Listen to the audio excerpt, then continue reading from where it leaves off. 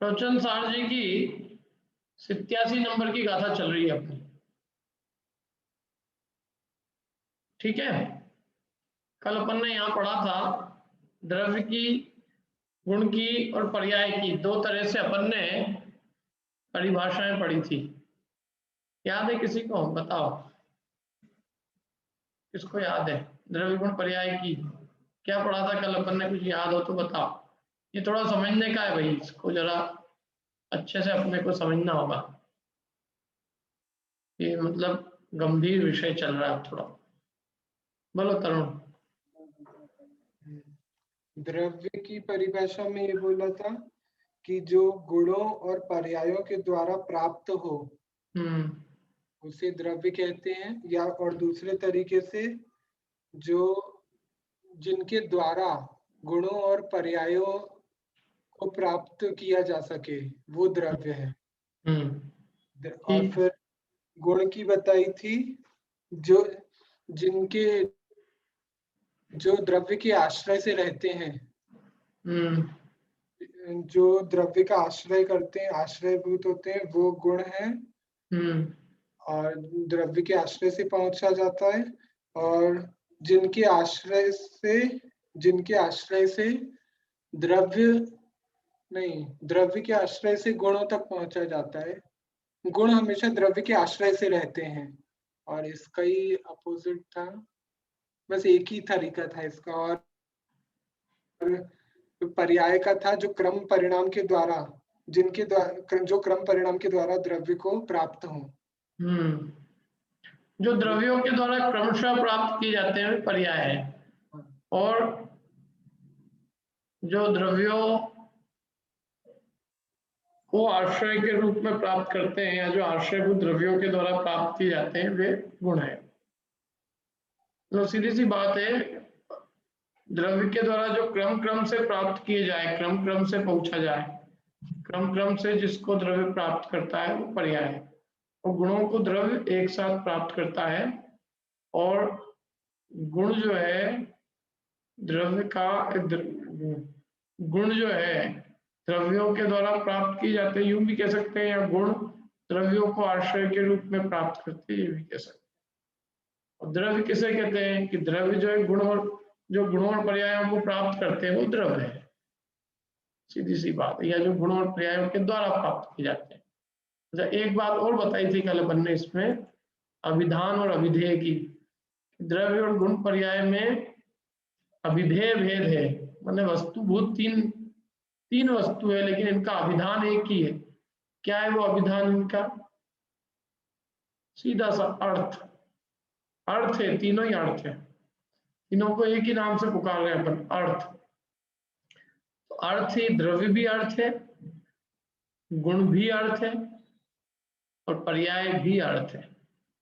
ये तीनों द्रव्य गुण पर्याय अर्थ ही है। अब अपन इसका एक उदाहरण पढ़ते हैं।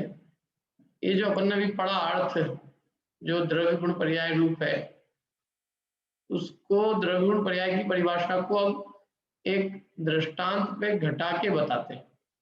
दृष्टांत पे घटा के अपन द्रव्य गुण पर्याय समझते हैं। सोने का दृष्टांत है, सोने के दृष्टांत पे द्रव्य गुण पर्याय को लगा के और समझाया जाता है। देखो पढ़ते हैं अपन। जैसे द्रव्य स्थानीय माने द्रव्य के समान, द्रव्य के दृष्टांत रूप स्वर्ण, पीलापन इत्यादि गुणों को और कुंडल इत्यादि पर्यायों को प्राप्त करता है। क्या? द्रव्य स्थानीय स्वर्ण, पीलापन वगैरह गुणों को और कुंडल इत्यादि पर्यायों को क्या करता है? प्राप्त करता है, पहुंचता है। अथवा स्वर्ण उनके द्वारा प्राप्त किया जाता है। किनके द्वारा?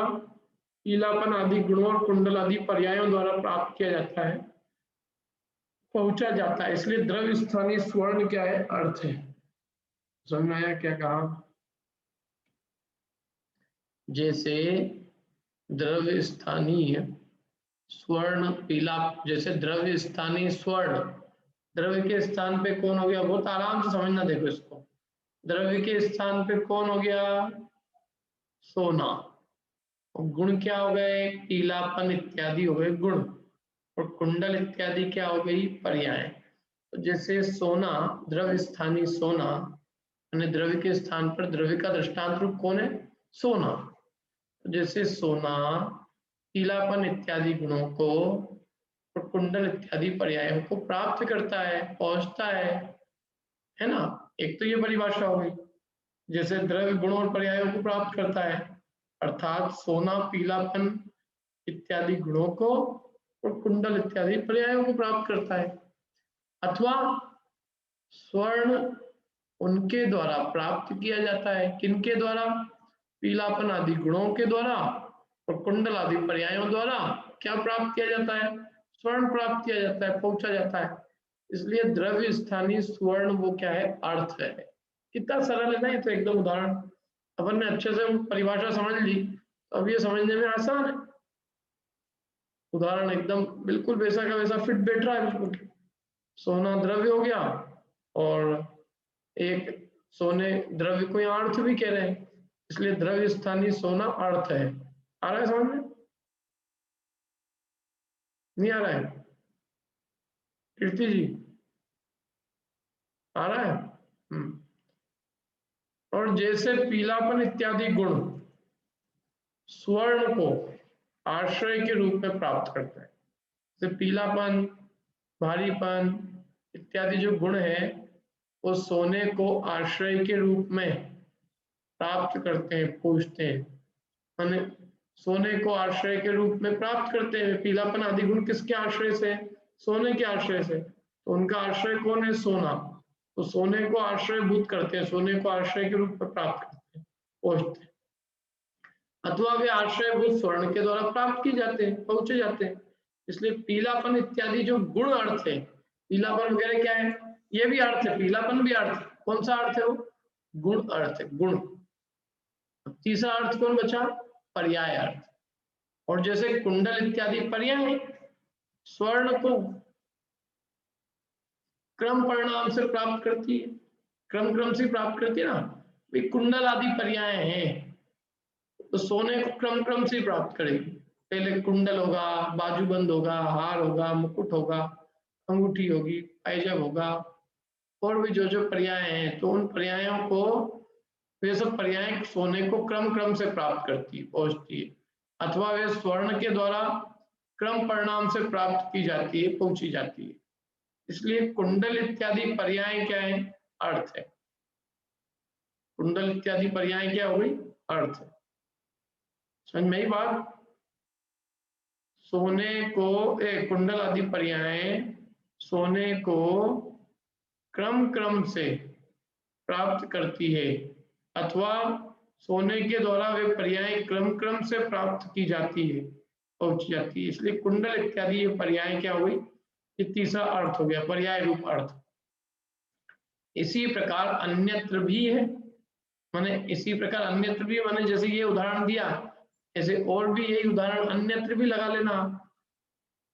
क्या बहुत जगह लगा सकते हो आप द्रव्य गुण पर्याय के उदाहरण, लगा सकते हो कि नहीं। जैसे अभी सोने के ऊपर लगाया, ऐसे अपन सब पे लगा सकते हैं। आप लगाने के लिए कहा है उन्होंने, पर अपन लगाए तो ना, अपने को तो जो लगा के दे दे वही लगा दिया अपन ने। एक उदाहरण दे दो बनाने को भी, तो फिर दिमाग में थोड़ा से वो हो जाए, अपने को सोचो दो चार उदाहरण।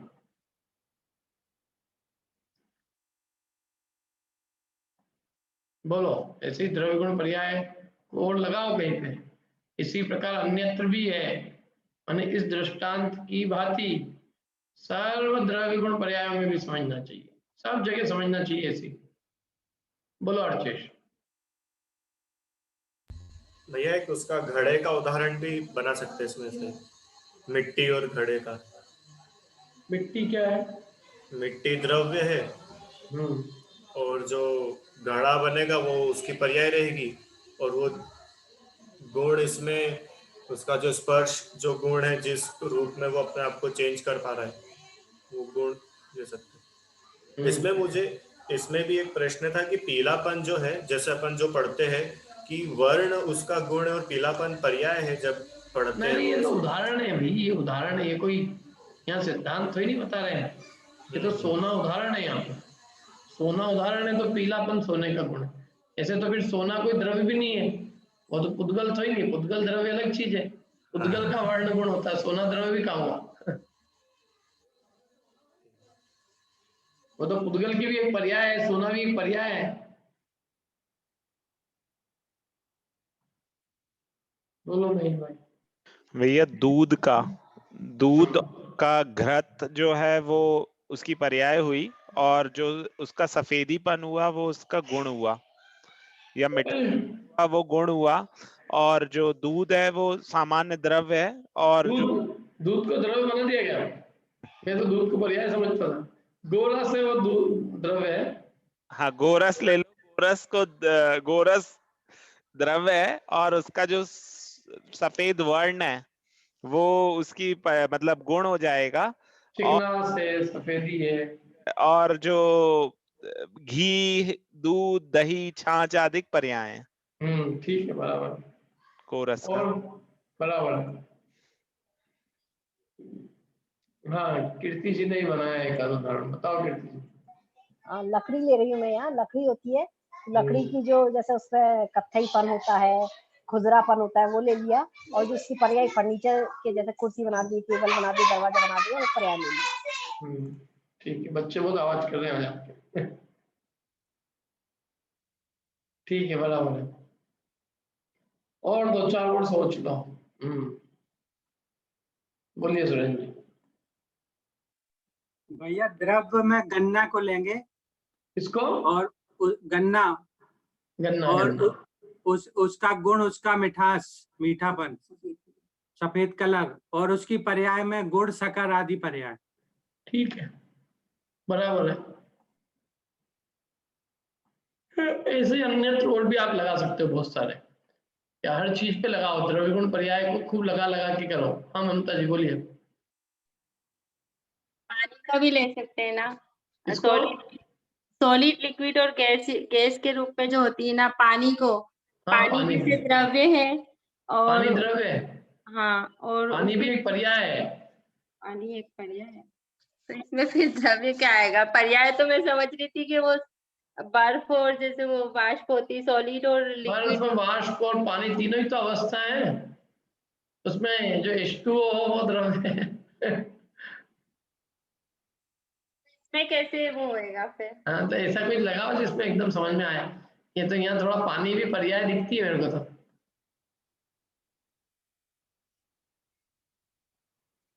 और कोई ऐसा उदाहरण अच्छा ऐसा बनाओ, स्पष्ट हो, एकदम क्लियर कट।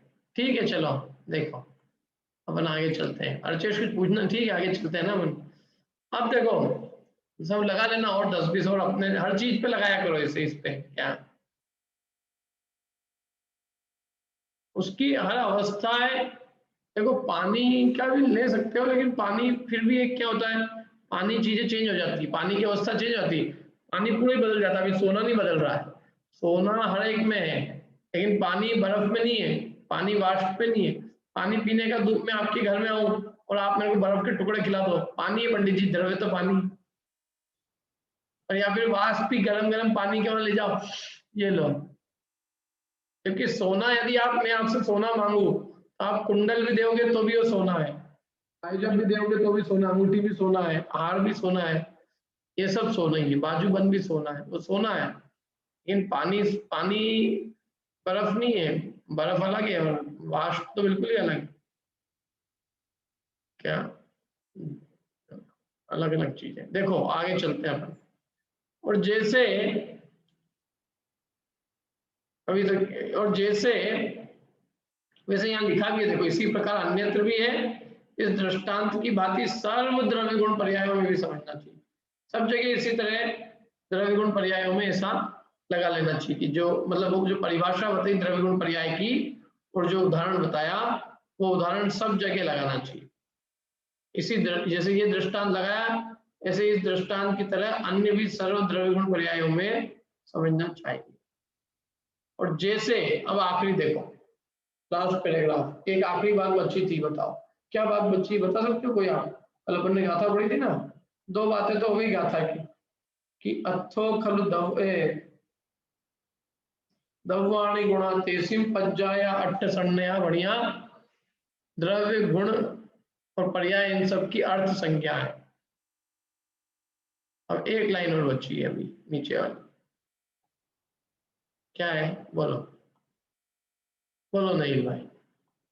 उसी प्रकार द्रव्य गुण पर्यायात्मक आत्मा है। नहीं गुण और पर्यायों का आत्मा द्रव्य है, ये था गुण तेसिन गुण पज्जाया पते दव्वाणी गुणा तेसिन गुण और पर्याय वाला आत्मा था, ऐसा आपने बताया था, ऐसा जिनेन्द्र देव ने कहा है। दव्वाणी गुणा तेसिम पज्जाया अट्ठ सन्नया बढ़िया तेसिम पुण पज्जाया एक मिनट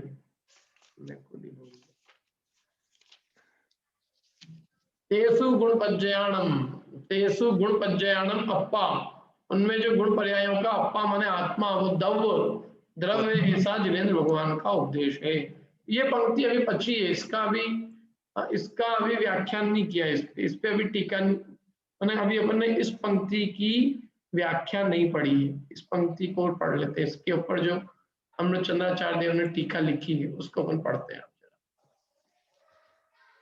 देखो लास्ट पैराग्राफ, और जैसे इन स्वर्ण पीलापन इत्यादि गुण और कुंडल इत्यादि पर्यायों में स्वर्ण से पृथकत्व होने से उनका स्वर्णीय आत्मा है। जैसे क्या कह रहे हैं, जैसे इन स्वर्ण पीलापन इत्यादि गुण और कुंडल इत्यादि पर्यायों में तीनों में माने इन तीनों में पीलापन इत्यादि गुणों का और कुंडल पर्यायों का सोने से क्या है अपृथक बना है, सोने से अपृथकत्व है, सोने से पृथक नहीं किए जा सकते। इसलिए सोने से पीलापन गुणों का और कुंडल पर्यायों का अपृथक बना होने से, अलग नहीं किया जाने से उनका स्वर्ण ही आत्मा है। माने पीलापन आदि गुणों का और कुंडल इत्यादि पर्यायों का आत्मा सोना ही है।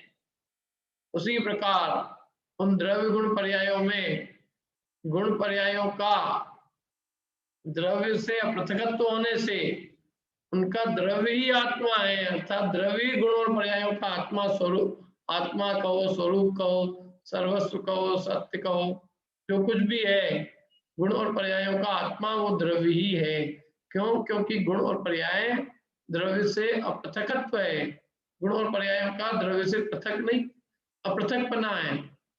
गुण और पर्याय सर्वस्व है द्रव्य की, इसलिए उनको द्रव्य से अपृथक बना होने से गुण और पर्यायों का द्रव्य से अपृथक बना होना है। गुण और पर्यायों का द्रव्य ही आत्मा है, यही कहें गुण और पर्यायों का आत्मा द्रव्य ही है। आत्मा मतलब समझना है आत्मा का क्या मतलब है, क्या मतलब है आत्मा का।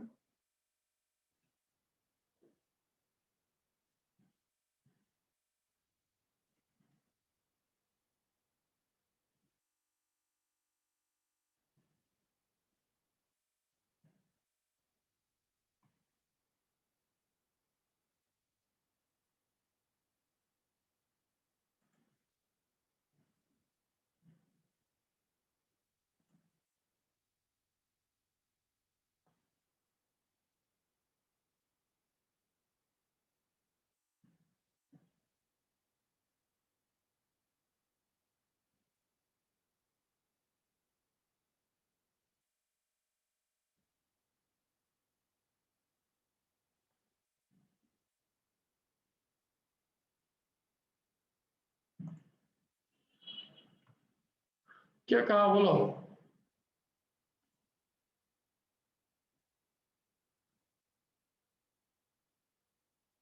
अब आ रही आवाज अच्छे से, कैमरे बदल लेते हैं ना।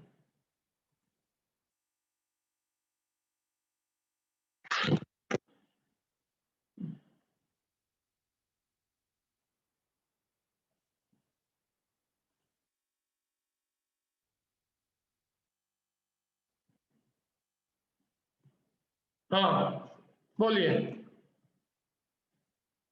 क्या कह रहे हैं। जैसे सोना पीलापन इत्यादि, सोना पीलापन इत्यादि गुण कुंडल इत्यादि पर्याय, इन सब में सोने से अपृथकपना है। पीलापन इत्यादि गुणों का, कुंडल इत्यादि पर्यायों का सोने से अपृथकपना होने से सोना ही उनका आत्मा है, माने सोना ही उनका सर्वस्व स्वरूप है। उसी प्रकार द्रव्य गुण पर्यायों में गुण पर्यायों का द्रव्य से अपृथकपना होने से गुण पर्यायों का द्रव्य ही आत्मा है, अर्थात गुण पर्यायों का सर्वस्व स्वरूप द्रव्य ही है। ठीक है, आगे समझ में? गुण पर्यायों का सर्वस्व कौन है? द्रव्य। गुण पर्यायों का आत्मा को सर्वस्व जो कुछ है वो द्रव्य है, क्योंकि द्रव्य से भिन्न कोई गुण पर्याय नहीं रहते हैं, इसलिए गुण पर्यायों का सर्वस्व स्वरूप वो द्रव्य ही है। बताओ, मिलते हैं क्या आपको कभी द्रव्य से पृथक गुण पर्याय मिलेंगे क्या? गुण पर्याय का स्वरूप जो है वो द्रव्य से पृथक पाया जाता है? द्रव्य से अलग नहीं है, उनका सब कुछ द्रव्य है। द्रव्य नहीं हो तो गुण किसके आधार से, पर्याय किसके आधार से? अच्छा, गुण और पर्यायों का तो फिर भी अपन कह सकते हैं कि पृथक बना हो सकता है कदाचित, पर्याय नष्ट हो गई फिर भी गुण है क्या? यदि गुण और पर्याय अपृथक होती तो गुण के साथ में पर्याय भी, मतलब पर्याय के नाश होते ही गुण भी नष्ट हो जाना चाहिए, लेकिन ऐसा नहीं है। पर्याय और गुण को अलग अलग देखा जा सकता, मतलब इस अपेक्षा से देखा जा सकता, मतलब पर्यायों का पृथकत्व, पर्याय का अलग होने पर भी गुण का पृथकत्व जो है नहीं, मतलब गुण बराबर कायम रहता है। इन द्रव्य के साथ द्रव्य तो उनका सर्वस्व है, आप बिना पर्याय कोई एक पर्टिकुलर पर्याय नहीं है तो भी गुण है कायम, लेकिन द्रव्य नहीं है और फिर आप गुण को कायम रख के बता दो, यही बात नहीं समझ। किसी एक पर्टिकुलर पर्याय के बिना भी द्रव्य मिल सकता है, गुण मिल सकता है। जैसे सोने की बाजूबंद, कुंडल, हार इत्यादि पर्यायों के बिना भी पीलापन आदि गुण पाए जाते हैं। पाए जाते हैं कि नहीं पाए जाते हैं? क्या? लेकिन सोना द्रव्य न हो, सोने के बिना आप पीलेपन को, भारीपन को, चिकनेपन को, इनको आप प्राप्त कर सकते हैं बिना सोना के? बिना सोने के गुण प्राप्त हो सकते हैं? बिना सोने के जो भी उसकी अवस्थाएं हैं, हार, कुंडल, बाजू, मुकुट बंद, इनको आप प्राप्त कर सकते हैं? नहीं कर सकते। इसलिए इनका सर्वस्व स्वरूप सोना ही है। जैसे गुण और पर्यायों का अस्तित्व द्रव्य पे टिका है, द्रव्य नहीं होगा तो गुण पर्याय किसके आधार से रहेंगे? इसलिए गुण पर्यायों का जो कुछ भी है सर्वस्व वो द्रव्य है। ठीक है, आया समझ में? तो आगे चलें, कुछ पूछना हो तो पूछ लो इसमें। वाह, 2 जनों के हाथ खड़े हुए हैं, 3-4 जनों के हाथ खड़े हुए। बोलिए नेहा जी। भैया इसमें आत्मा जो शब्द है उसको मतलब सर्वस्व स्वरूप ये लिया गया है ना इसमें आत्मा शब्द से? पर्यायवाची दिए यहाँ पे, स्वरूप, सर्वस्व और सत्य। मतलब उसके बिना वो नहीं है, एक में एक है, मतलब वो। हाँ, वो उसके बिना, उसका सर्वस्व मतलब आत्मा मतलब सर्वस्व, माने गुणों और पर्यायों का आत्मा द्रव्य मतलब गुणों और पर्यायों का सर्वस्व, सब कुछ गुण। आत्मा यूं भी कहते हैं, आत्मा माने उसमय, तद्रूप। हाँ उसमें। द्रव्य से तद्रूप है, द्रव्यमय है। हाँ, और भैया मार्बल का उदाहरण ले सकते हैं, जैसे मार्बल पत्थर होता है तो उसकी जैसे मूर्ति बन जाती है या कोई वो बिल्डिंग वगैरह, तो वो पर्याय हो गई और उसकी सफेदी वगैरह। ले सकते ना, पत्थर यदि सब में एक आयम, वही पत्थर भगवान की मूर्ति बन रहा है, वही पत्थर भगवान की मूर्ति नहीं बन के घर का फर्नीचर, घर के रसोई का वही बन जाता है, प्लेटफॉर्म। हाँ, वही पत्थर है, पत्थर की अवस्थाएं अलग है, पत्थर के गुण सब अवस्थाओं में, पत्थर द्रव्य है। ठीक है, तारा जी बोलिए। मैं पूछ रही थी कि बिना गुण द्रव्य के गुण कैसे रहेंगे अकेले? कि द्रव्य गुण तो उसके आश्रित ही रहेंगे ना हमेशा, तो इसका एग्जाम्पल क्या आएगा? रह सकते हैं कैसे? बिना द्रव्य के गुण कैसे रहेंगे? बिना द्रव्य के गुण और पर्याय दोनों नहीं रहेंगी ना। हाँ, तो वही तो अपन बोल रहे हैं ना कि द्रव्य के बिना गुण तो रह सकते हैं, अभी आपने कहा था ना। मैं ये कह रहा हूँ पर्याय के बिना, कोई एक पर्टिकुलर पर्याय के बिना वो तो रह सकते हैं, पर्याय के बिना तो रह सकते हैं, गुण के बिना तो नहीं रह सकते ना। द्रव्य के बिना नहीं रह सकते गुण। और गुण के बिना द्रव्य भी नहीं रह सकते, ये तो दोनों साइमल्टेनियसली एक साथ ही रहेंगे ना। हाँ, गुण के बिना द्रव्य भी नहीं रहेंगे, लेकिन हाँ, द्रव्य के बिना गुण भी नहीं रहेंगे। हाँ, पर अभी आपने, मेरे को तो यही समझ आया कि गुणों के बिना भी द्रव्य रह सकता है। पर्याय बोला था मैंने, यदि गुण बोला होगा तो मेरी गलती हो गई होगी, मेरी गलती को मैं मैंने यही समझा, इसीलिए तो पूछ रही हूँ। पर्याय कोई पर्टिकुलर पर्याय के बिना द्रव्य हो सकता है, ये कह रहा था मैं। उसके बिना भी गुण हो सकते हैं, जैसे सोने की बाजूबंद, कुंडल, हार, मुकुट, इन अवस्थाओं के बिना भी उसके पीलेपन आदि गुण कायम रह सकते हैं। हाँ, वो तो रह सकते हैं। तो आप समझ रहे, देखो आप समझ गए ना, समझाना ही प्रयोजन है। हमने क्या बोला उससे मतलब नहीं, आपकी समझ सही है, बहुत बढ़िया बात है। समझ होनी चाहिए, अपन तो समझने के लिए बेटा, मैंने क्या गलत बोला सही बोला उससे तो कुछ सिद्धि होनी नहीं। बोलिए कृति जी, बोलिए। जी, वो एक्चुअली आपने फिर बाद में अभी क्लियर कर दिया, आप कह रहे थे पर्टिकुलर पर्याय। आवाज चली गई कृति जी, एक मिनट, आवाज आवाज। हाँ बोलो,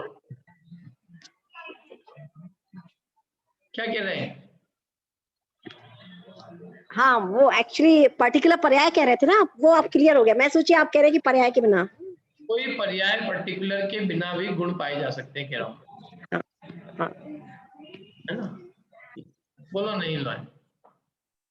इसमें ऐसा ले सकते हैं, जो चेतना जैसे गुण है, चेतना ही सो आत्मा है। मतलब ये जो लाइन जो लिए, गुण पर्यायों का द्रव्य से अप्रगत होने से उनका द्रव्य ही आत्मा है, जैसे मतलब चेतना गुण है या ज्ञान दर्शन गुण है, वही आत्मा है। यही यही बताना चाह रहे हैं ना इसमें। आत्मा नहीं, उनका द्रव्य आत्मा है, उनका आत्मा द्रव्य है, चेतन द्रव्य है, चेतना उसका गुण है, और चेतना के जो विवर्त है वो उनकी पर्याय है। नहीं, जो चेतना तो गुण है ना। चेतना गुणी तो कहा मैंने, चेतना गुण है और चेतन द्रव्य है। तो चेतना जो यहाँ ये कह रहे हैं, गुण पर्यायों का द्रव्य से अपृथकत्व होने से उनका द्रव्य ही आत्मा है। मतलब जो चेतना का जो द्रव्य है वही आत्मा है। द्रव्य आत्मा नहीं है, आत्मा द्रव्य है, ये एक्चुअल में उनका आत्मा द्रव्य ही है। ये है यहाँ पे, गुण पर्यायों का आत्मा द्रव्य है, गुण पर्यायों का सर्वस्व द्रव्य है। तुम आत्मा चेतन पे ले गए भैया, कहाँ चले गए? ये आत्मा तो ही लाना है यहाँ आत्मा का मतलब सर्वस्व है प्रभु। यहाँ आत्मा का मतलब अपनी चेतन आत्मा नहीं कह रहे हैं। नहीं, पर यहाँ जो आत्मा लिया है वो चेतन आत्मा नहीं लेना। कई कछु नहीं, यहाँ द्रव्य गुण पर्याय की व्यवस्था समझा रहे हैं। ये आत्मा चेतन वाला नहीं है, ये आत्मा का अर्थ यहाँ पे सर्वस्व है। एक तो क्या है, अपना आत्मा बहुत दिमाग में घुसा हुआ है कि बहुत, ये क्या है उनको भी नहीं मालूम था, कुंदाचार्यों को भी, कि हमारे श्रोता इतने अध्यात्मी हो जाएंगे कि उनको सब जगह आत्मा दिखेगा। उन्होंने कहा गुण पर्यायों का आत्मा मतलब गुण पर्यायों का सर्वस्व द्रव्य है। आत्मा का मतलब यह स्वरूप, उनका सर्वस्व। अच्छा एक बात बताता हूँ मैं आपको, यूं हिंदी में, क्या कषायात्मक, ज्ञानात्मक, अच्छा, रूपात्मक, क्या अपन बोलते हैं कि नहीं बोलते हैं? ठीक ठीक तो आत्मा, आत्मा का मतलब क्या होता है? स्वरूप है ना, स्वरूप है यहाँ पे, मतलब गुण पर्यायों का स्वरूप, स्वरूप ही द्रव्य है। हाँ ये कह रहे हैं, ठीक है, बस हो गया इतना क्लियर। बोलो अर्चेश भाई, तुम्हारा क्या कहना है? भैया पहले वो पर्याय वाला समझ नहीं आया था कि पर्याय के बिना द्रव्य हो सकता है, पर अभी जैसा समझ में आया वो ऐसा हो सकता है क्या कि जैसे आत्मा द्रव्य है, ज्ञान गुण है और केवल ज्ञान पर्याय है, पर अभी अपना जो आत्मा द्रव्य है वो केवल ज्ञान पर्याय के बिना भी है। भले वो तो ऐसा ही समझना है ना इसको। बराबर, ठीक है, ठीक, बस ये। चलिए आगे चले अपन। हो गया, सबका समाधान हो गया, ये बहुत खुशी की बात है।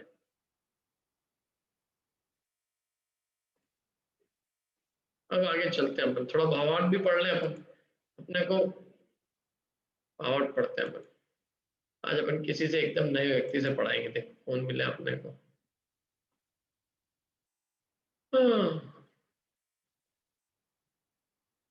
खुशबू जी से पढ़ो। पालविया, पालविया जी कौन है? पालविया जी पता नहीं, हंसा जी भी नहीं मालूम।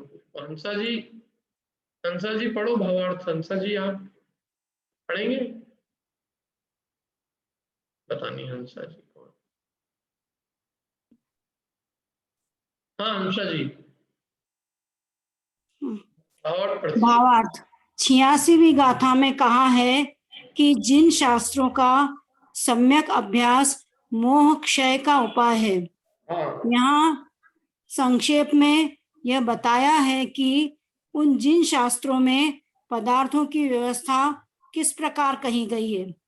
जिनेंद्र देव ने कहा कि अर्थ, पदार्थ अर्थात द्रव्य, गुण और पर्याय, इसके अतिरिक्त विश्व में दूसरा कुछ नहीं है और इन तीनों में गुण और पर्यायों का आत्मा उसका सर्वस्व द्रव्य ही है।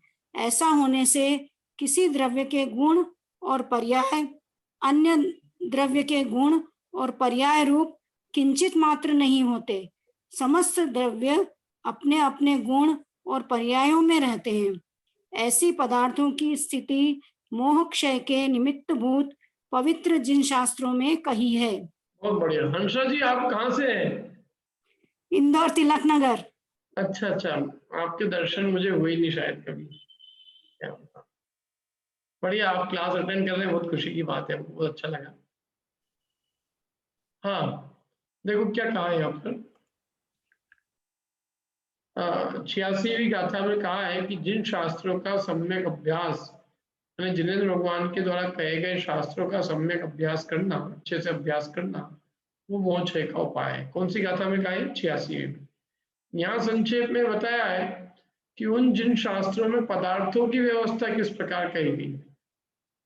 क्या भाई, जिन शास्त्रों के सम्यक अभ्यास से मोह का क्षय होगा, तो जिन शास्त्रों में अब व्यवस्था क्या है, पदार्थों की व्यवस्था किस प्रकार कही है, ये संक्षेप में बताया है। मैंने एक्चुअल में वो देखो आचार्यों की मानता, उन्होंने कहा कि जिन शास्त्रों के अभ्यास से मोह क्षय होगा। अब लोग का ऐसा, इतने जिन शास्त्र हम कहाँ तक पढ़ेंगे, आप तो हमको संक्षेप में बता दो कि जिन शास्त्रों में क्या बताया है।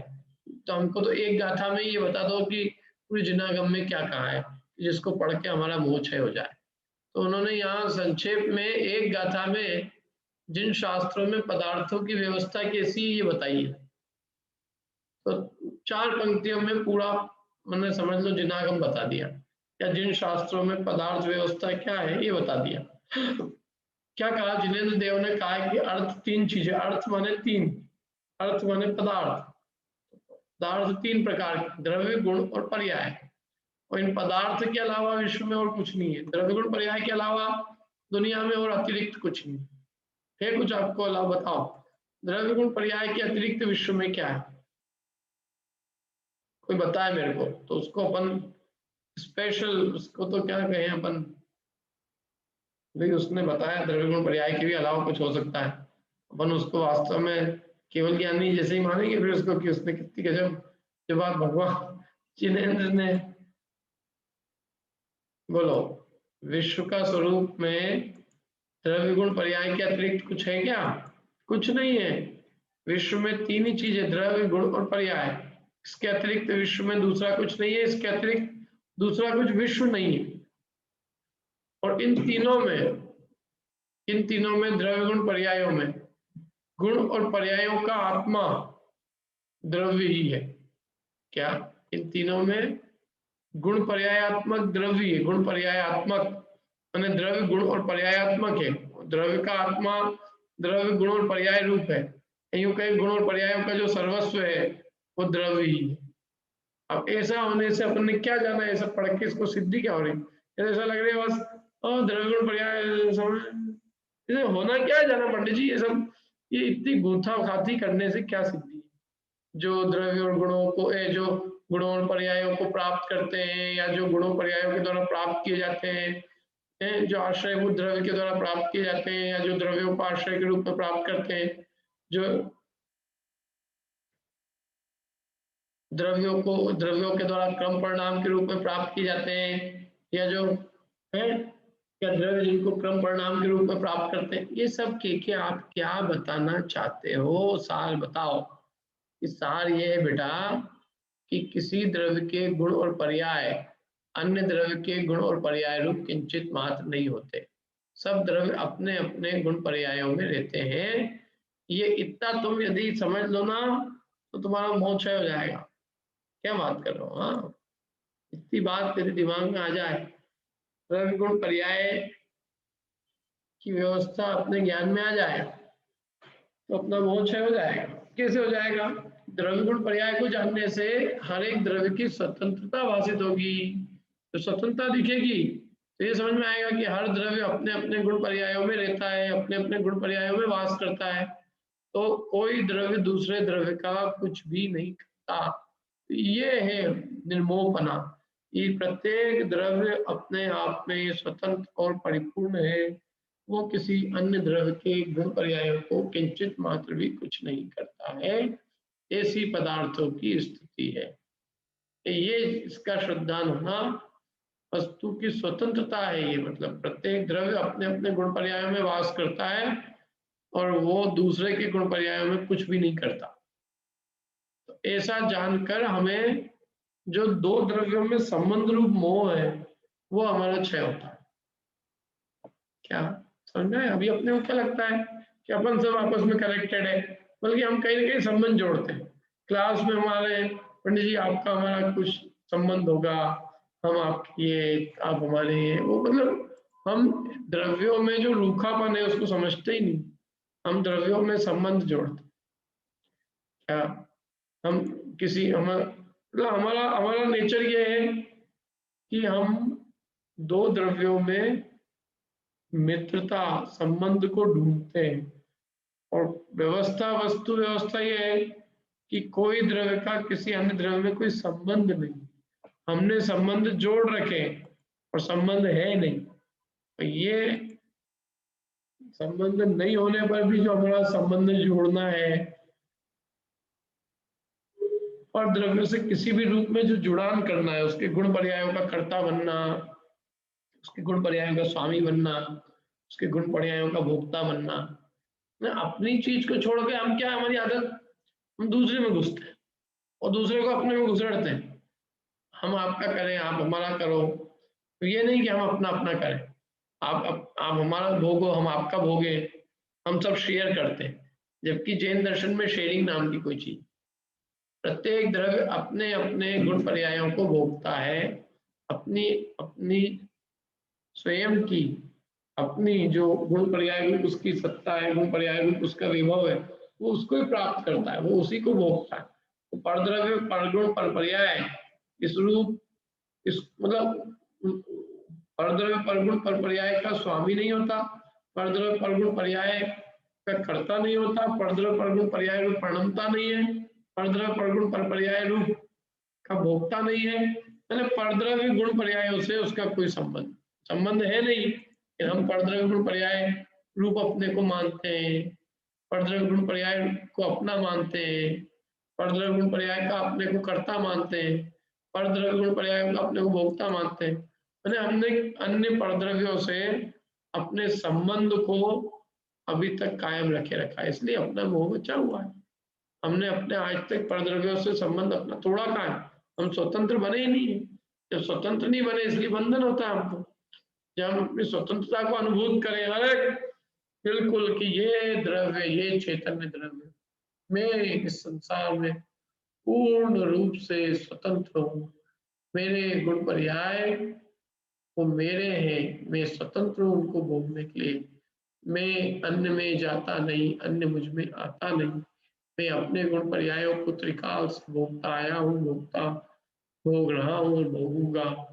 मैं किसी अन्य परद्रव्य गुण पर्यायों को न भोग था न भोग रहा हूँ और न भोगूंगा। समझ में आ गई बात? नहीं आई? ये व्यवस्था है।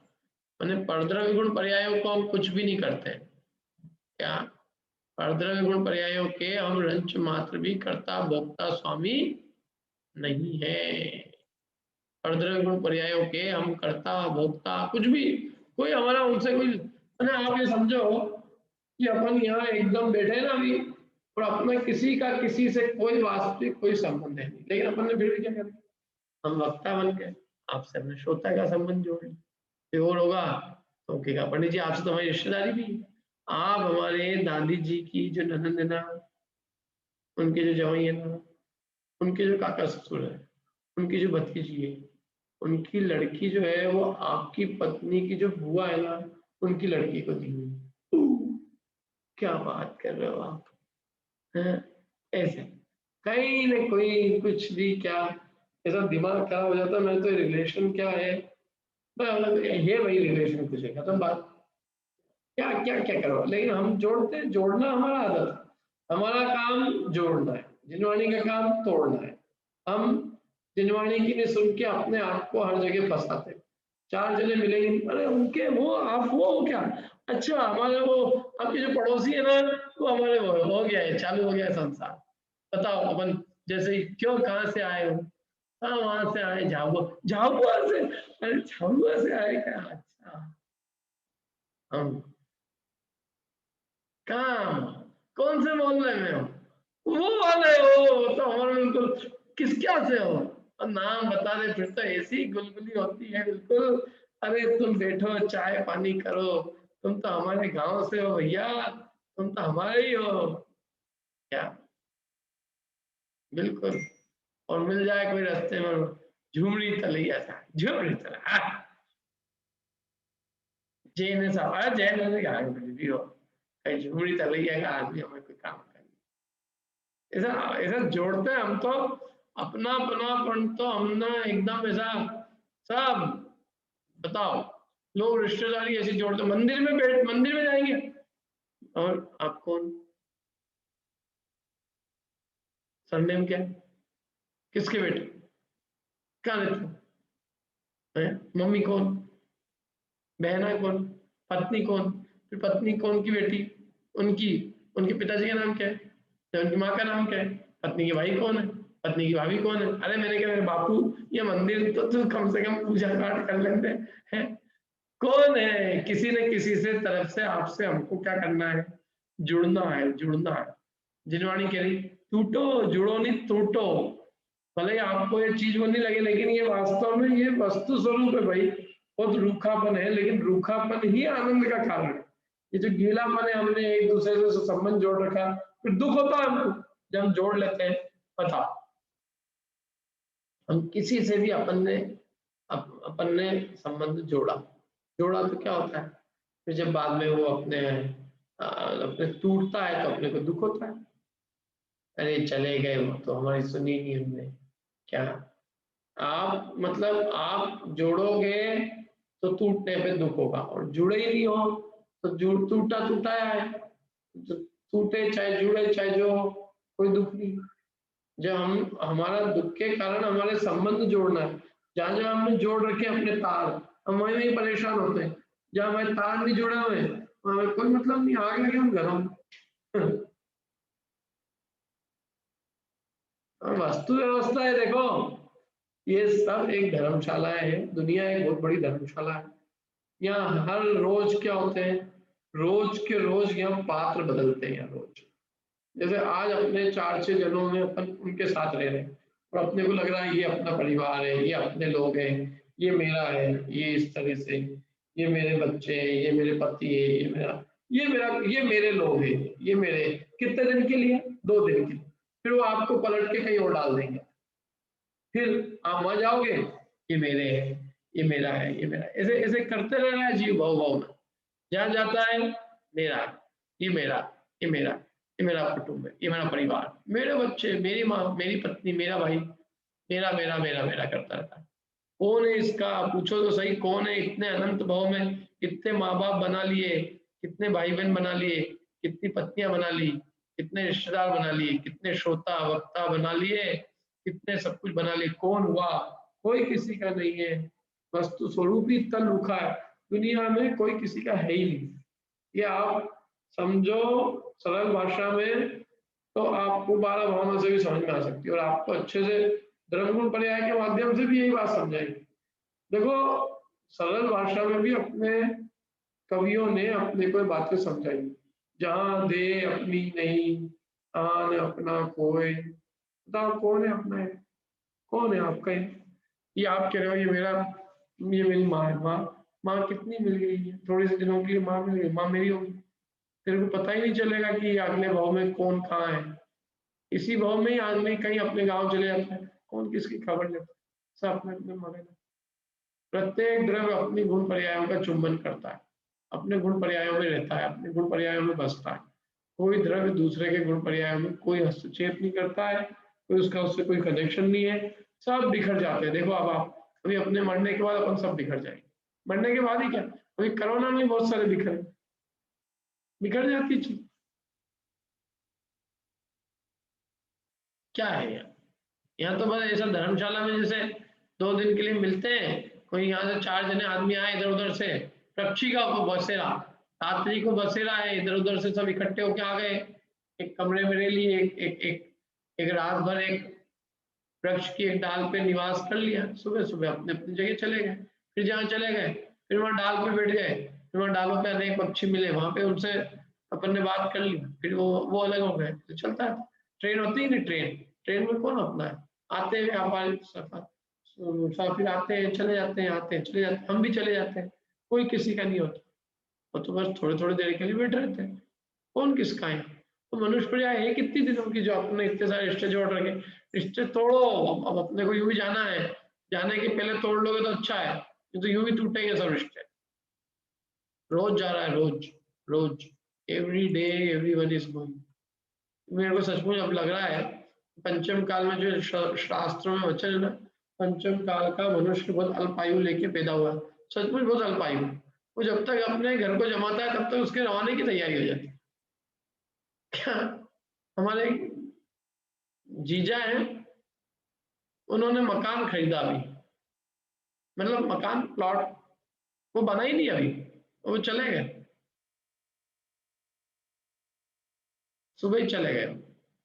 बोलो, कंचन बाग में आने वाले थे, वो कोई और कंचन वो हो गए। मैं तो सुबह से एकदम शॉकिंग, मतलब आदमी क्या क्या सपने, क्या क्या उसके विचार रहते हैं, मैं अब यहाँ जाऊंगा, अब यहाँ पे मेरी गाड़ी भी टर्न हो जाएगी, तुम्हारी गाड़ी टर्न हो जाएगी, तुम भी टर्न हो गए। इतनी इतनी सी चीजों के लिए लोग कितने बड़े बड़े काम करते हैं, लेकिन ये नहीं सोचते कि हमारी आयु कितनी है, क्षण भर की आयु है, क्षण पूरे मनुष्य। आप देखना, आप जिस दिन मरोगे ना, आप मेरी बात याद करना, आपको लगेगा कि अपने को बहुत ज्यादा समय मिल ही नहीं पाया क्या, और इसलिए लगेगा आपको क्योंकि आप कई चीजें जो करना चाहते थे वो होने के पहले ही अपने को लगेगा अरे अपन ये कर ही नहीं पाए, जाने का टाइम है, ऐसे आएगा ये एकदम। इसलिए जितना कर सकते हो कर लो अभी, बाकी सब काम संसार के बाद में भी होंगे, चल जाएंगे, लेकिन अपने हित का जितना कर सकते हो काम कर लो। धर्म के लिए बहुत गोल्डन अवसर पका है, और ये पंचम काल के जीवों की आयु कम है, कम आयु को जितना उपयोग कर लोगे कर लो, बाकी संसार के सब काम होते रहेंगे। ये जो है ना, एक बात है, लौकिक आप व्यवस्थाओं को कितना अनुकूल बनाने की कोशिश करोगे, उनमें समय भी बहुत जाया होता है, और वो फिर भी नहीं होती है। इससे अच्छा आप अपने आप को सुधारने में थोड़ा सा ये पर्याय का उपयोग करो, तो आपको बहुत अनंत, आपका अनंत भविष्य जो है हमारा सुधर सकता है। और यहाँ 10-20 साल के लिए कोई आप सुधारने जाओगे, ज्यादा बिगड़ता है। जो जहाँ है, जिस घर में है, बढ़िया है, अपने निज घर को बदलो, पर घर को बदल के तो अपने अनंत भाव विदार दी। टाइम कितना आपके पास, कितनी उठापटक होती है उनमें कामों को, समझ में आती है उनमें ये कितनी जिंदगी का कितना अमूल्य समय जाता है। चक्रवर्ती की संपदा से ज्यादा समय है अपना एक समय, आप उस एक समय में सिद्धत्व की प्राप्ति का पुरुषार्थ कर सकते हो। और जो आप छोटी छोटी चीजों, गाड़ी टर्न नहीं हो रही इसलिए घर बनते हैं, अरे प्रभु मोह को नष्ट करो, ये पर्याय मोह नष्ट करने के लिए मिली है, गाड़ियां टर्न करने के लिए नहीं मिली। तो फर्क क्या पड़ता है उससे, क्या फर्क पड़ता है बताओ ज्ञानेश, फर्क पड़ता है विशेष? कुछ नहीं फर्क पड़ता है। लेकिन लोगों के जरा से चोचले ऐसे रहते हैं कि वो उसके बारे अपनी अमूल्य जिंदगी को भी दांव पे लगाने से चूक। बोलो तरुण भाई। हाँ, यहाँ पर जो एक द्रव्य अन्य द्रव्य के गुण और पर्याय रूप नहीं होता, ये तो समझ आ गया, लेकिन किसी भी अपेक्षा इनके संबंध नहीं है, जैसे कि अब कमठ और पारसनाथ भगवान का जीव ले लें या जीव और कर्म ले लें, तो इनमें कुछ ना कुछ संबंध किसी न किसी अपेक्षा तो रहता ही है।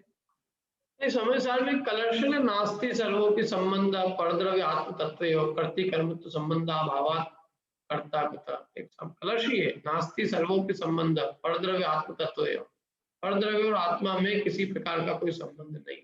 किसी कलश मूल कलश हमने चुनना चाहते हो, है ही नहीं कोई संबंध। तो फिर वही समझ नहीं आता कि पारसनाथ भगवान और कमठ के जीव में भी जैसे संबंध था, और अगर एक लड़ने का संबंध था, वो मारता था, वो विभेद हो जाते थे मारने के लिए। मतलब कहीं ना कहीं तो मतलब उस रूप हो रहा था ना कि वो लोग मिल रहे थे। और देखो कहानियां एकदम एग्जैक्ट, वो भी वहीं पैदा हो और वो वहीं पैदा हो, अभी योग सही होंगे, बाकी कोई संबंध तो कुछ नहीं था, अपने अपने कर्म तो भी अलग अलग थे। हाँ, और अगर जैसे जीव द्रव्य है कोई और कर्म है, तो ये दोनों अलग अलग द्रव्य हैं, तो इनमें भी जो कर्म में परिणमन होता है उस अनुसार कहीं ना कहीं जीव का परिणमन भी होता है। भी स्वतंत्र है, वो स्वतंत्रता को देखना, वही तो दृष्टि के स्वतंत्र इतना होने पर भी निमित्त नैमित्तिक संबंध की आप बात कर रहे हो। नैमित्तिक संबंध को स्वीकार करके भी जो वस्तु की परमार्थभूत स्वतंत्रता है, उसको आधार बनाकर कर्ता कर्म का निषेध किया है कि वस्तु की स्वतंत्रता है फिर भी निज की। निमित्त नैमित्तिक काल, निमित्त नैमित्तिक भाव होते हुए भी उपादान की तरफ से देखो तो वस्तु स्वयं अपने भाव रूप परिणमता है, उसको परद्रव्य से कुछ होता नहीं है, वो अपना स्वयं ही अपनी उपादान शक्ति से परिणमन करता है। निमित्त की उपस्थिति मात्र है, वो उसके परिणमन को नहीं कर सकता। ठीक है, अच्छा, मतलब ये उपादान को अगर मुख्य करें तो फिर सभी द्रव्य बिल्कुल अपने गुण पर्याय में परिणम रहे, कोई क्या करे, निमित्त उपस्थित है, बाकी स्वयं अपनी शक्ति से परिणम। ठीक है, ठीक है। अब ये अगली गाथा है, अब तो सरल है, 5 गाथा और है, टाइम तो बहुत हो गया है आज, क्या बात है, कैसे बोलो पूर्वी। द्रव्य गुण पर्याय पढ़िए, ये कैसे समझ में आएगा कि एक द्रव्य दूसरे द्रव्य का कुछ नहीं कर सकता? अरे द्रव्य गुण पर्याय, देखो द्रव्य में जो पर्याय हो रही है वो खुद में हो रही है, उसके गुण स्वयं में ही है।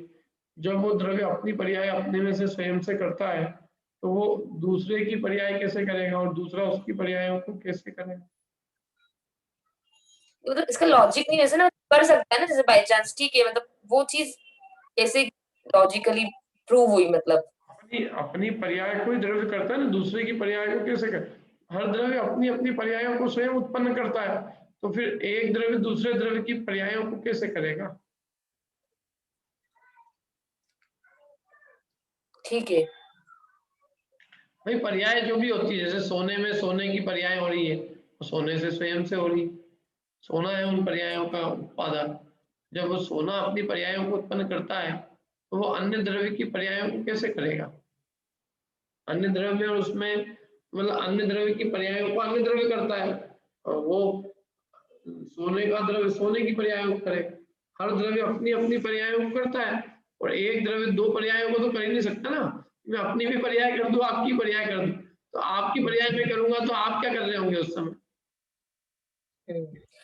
मतलब जीव द्रव्य अभी जानने का भी काम कर रहा है, चेतना गुण भी कर रहा है, सुख भी कर रहा है, ऐसे सब कर रहा है। हाँ, जीव तो अपने अनंत गुण पर्याय रूप परिणमन कर रहा है, जो भी उसका स्वयं का निज का सत्व है उस रूप परिणमन कर रहा है, लेकिन परद्रव्य रूप नहीं कर रहा है, पर के गुण पर्याय कुछ नहीं कर रहा है। तो ये सब सहज परिणाम में नहीं होता है, मतलब जितने भी द्रव्य हो सब सहज ही उनमें परिणाम होता है, कुछ करने की जरूरत नहीं है। सब में परिणमन करना स्वभाव है, सब में पर्याय रूप परिणमना स्वभाव। जब अपने पता चलता है कि हर द्रव्य पर्याय मतलब हर द्रव्य अपनी अपनी पर्याय को निरंतर करता ही है, हर द्रव्य प्रत्येक समय परिणमता है, तो जब प्रत्येक द्रव्य प्रत्येक समय परिणम नहीं है उसको, तो पर्याय रूप परिणमना भी तो उसका खुद का ही स्वभाव है ना, निज का पर्याय रूप। पर्याय पर इसलिए तो समझते हैं कि द्रव्य है, उसके साथ उसके गुण है और उसकी पर्याय है, तो पर्याय उस द्रव्य का सर्वस्व है, तो वो द्रव्य उन पर्याय रूप परिणमा है। जब वो द्रव्य रूप परिणमा है उन पर्याय रूप, तो फिर अन्य द्रव्य उस द्रव्य का क्या करेंगे? सही, ठीक है।